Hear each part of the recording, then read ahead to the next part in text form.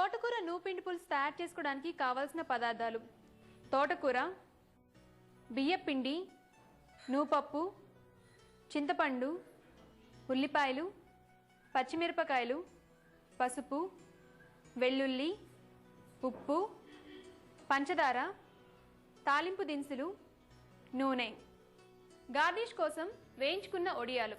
తోటకూర నూపిండి పులుసు తయారు చేసే విధానం: ముందుగా స్టవ్ మీద బాండీ పెట్టుకొని దాంట్లో 1 స్పూన్ నూనె వేసి తాలింపు దినుసులు, ఎండుమిర్చి, వెల్లుల్లి రెబ్బలు, 1 కప్పు ఉల్లిపాయ ముక్కలు వేసి దోరగా వేయించాక ఒక తోటకూర కట్ట సన్నగా తరిగి అందులో వేయాలి. ఇప్పుడు దీంట్లో సరిపడినంత చింతపండు పులుసు, చిటికెడు పసుపు, సరిపడినంత ఉప్పు వేసి మూత పెట్టి ఉడికించుకోవాలి.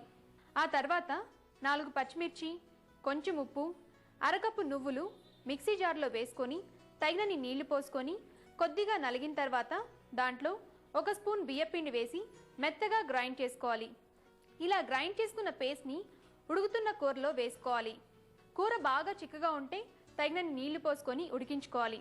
చివరగా రెడీ అయిన తోటకూర నూపిండి పులుసుని ఒక బౌల్లోకి తీసుకొని వేయించుకున్న వడియాలతో తింటే చాలా బాగుంటుంది.